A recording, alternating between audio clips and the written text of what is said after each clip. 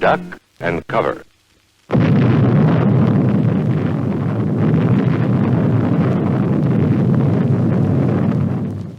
Hello and welcome to Surviving Classical Music. I'm Andrew Byrne, and today I'm speaking with UK violinist specializing in historical performance, Catherine Manson, who is a member of the London Haydn Quartet and leader of the Amsterdam Baroque Orchestra. Catherine, thanks for joining me.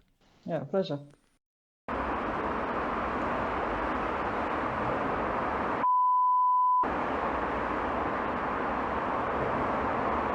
To begin with, can you give us an idea of pre-pandemic, pre-Brexit, how much work were you doing, or how much of a percentage of your performing career was spent in the EU?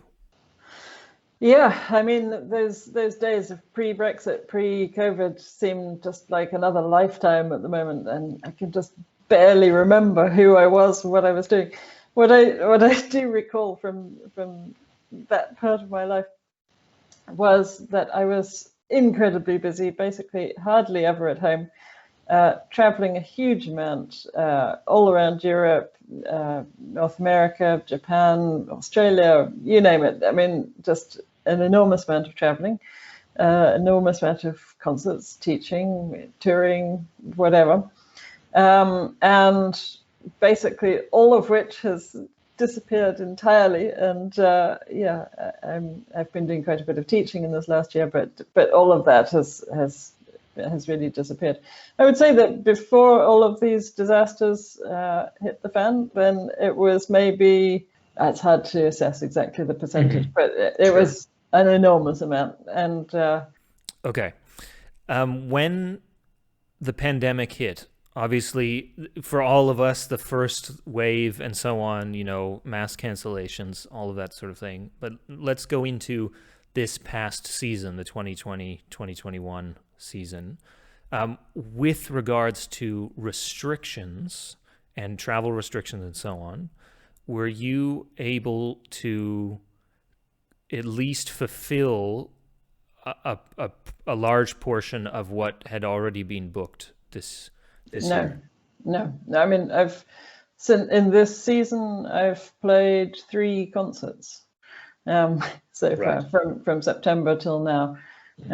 And yeah, I'm hoping that a few more are about to come up. But in terms of traveling, it's been a disaster because, for example, my orchestra, the Amsterdam Baroque Orchestra, was playing many beautiful concerts at the Leipzig Bach Festival. And of course, Leipzig Bach Festival was unable to go ahead as fully planned in its schedule because of COVID. But they did go ahead with some recordings of the programs that they were going to do. But since just at that moment, Germany had decided to close its doors to UK travelers, I wasn't able to join. So that was incredibly frustrating. And indeed, the orchestra went ahead with another Matthew Passion recording, which I also, for the same reasons, wasn't able to get to. And I mean, although of course, I understand that many of these travel restrictions have been placed there because of epidemiological reasons and so forth. I also can't help feeling that there's an element of political nature of this as well, because of course, if Britain were part of the EU still, then we would be part of the sort of group rules about being able to travel between one country and another, just in spite of all the corona reasons.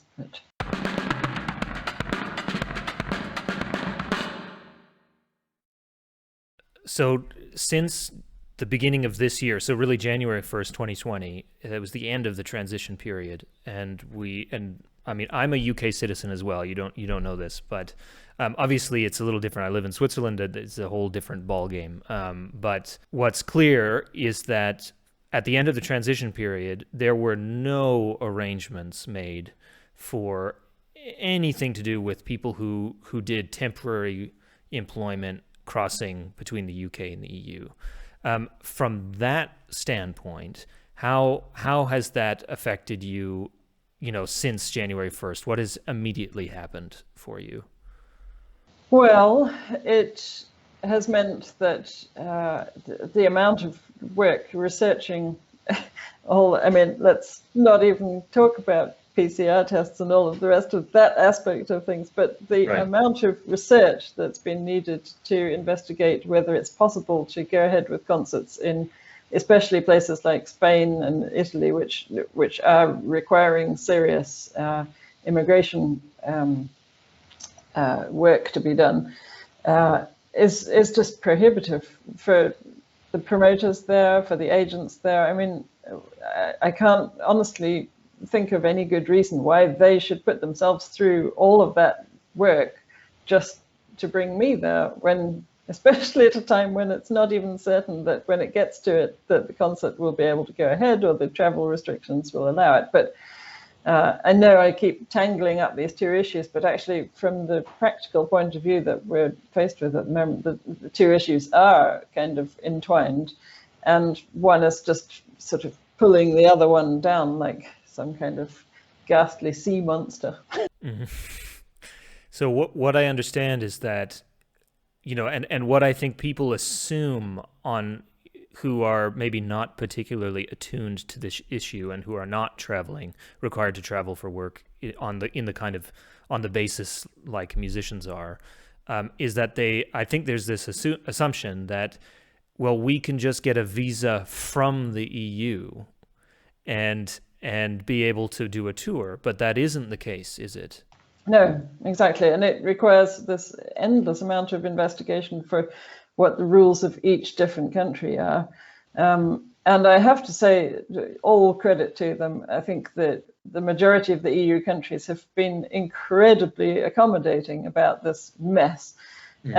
First of all, beforehand in the negotiations, from what I've read, they really did try to recommend that this should be widened to allow what they called ad hoc arrangements, right? Which they, in their wisdom, understood to be a kind of catch-all phrase which would enable our lives to continue in our professional sphere, right. But which the British negotiators didn't seem to understand what that actually meant, and to them it sounded as though they were talking about something. I don't know what they understood by it, but in any case, they ruled it out, which basically closed off the sort of lifeline for all British musicians, or at least those of us who depend on traveling to a great extent and touring and all the activities that we previously were absolutely, doing the whole time. Right. If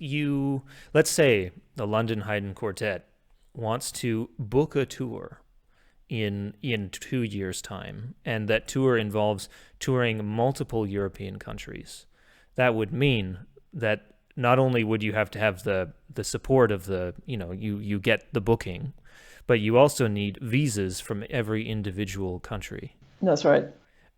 If you were to drive on this tour, would you not have to change vehicles in Europe if you were transporting equipment that helped you perform?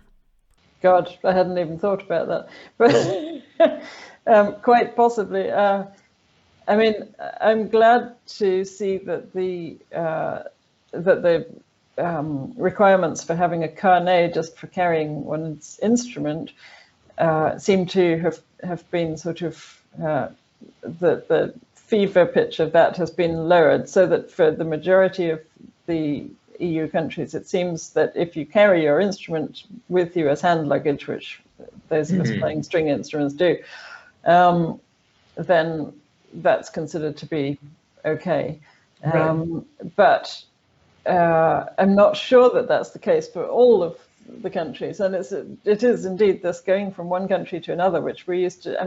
We would regularly with the orchestra do 18 concerts in one tour, right. And that would be in at least 9 or 10 different countries, and yeah. So that at present, not possible. So in the current situation, for you, that orchestra can because they're based in the EU, they can continue doing tours like that. But can they take you along? Well, exactly. And I mean, I feel like I'm in a particularly privileged position in regard to this because my orchestra is incredibly supportive. The management are just determined to try everything that they can to get me there. And the director, Ton Koopman, is just, has been really, really wonderfully supportive. And I really appreciate that hugely. And if not for that, there would be absolutely no chance that I would have any more concerts at all. So I sort of feel like I need to speak on behalf of other people who are not actually in this particular privileged position. Right. And also for whom speaking out about it feels to them like they're compromising themselves and compromising being asked to do anything more, and that kind of position is just horrendous for especially for younger people trying to start out. I mean, What I suppose I'm getting from this is that if there are, let's call them employers, meaning professional ensembles which would hire UK musicians. Essentially, what it sounds like to me is that the situation is such that these employers have to have a full-time professional staff in order to deal with the complications of this. Yeah, I think that's absolutely true. I mean, I know it from the other side of the coin as well, where because I run this organization, Music Works, with chamber music courses for young musicians, and up until recently, a few of our teachers have been coming over from different EU countries, which has, of course, been absolutely no problem, been a fantastic inspiration to everyone. But now, in order to do that, Music Works has to become the kind of organization which is able to apply for a license in order to apply for a visa to bring these people over. And then I have to put them through the incredible hassle of being deprived of their passport for 10 days, them visiting embassies in their own countries, filling out an application which is equivalent to a US visa application, which if anyone has actually done it, they'll know is really quite an ordeal. Yes. Sort of 32 pages of declaring that your grandmother isn't intending to blow the country up and so on. Yes. Just to do one concert. Everyone's expected to now go through this kind of ridiculous rigmarole. Yeah. And so here's the point where I suppose this is only a philosophical question, I guess. And that is, do you think that the negotiators are somehow, they see this as somehow a bargaining chip and that eventually something will come? Or is this simply that they don't really care and that's it, I'm afraid I suspect that they don't really care because they actually don't really know. And even if they knew, they wouldn't really care. I mean, I do think that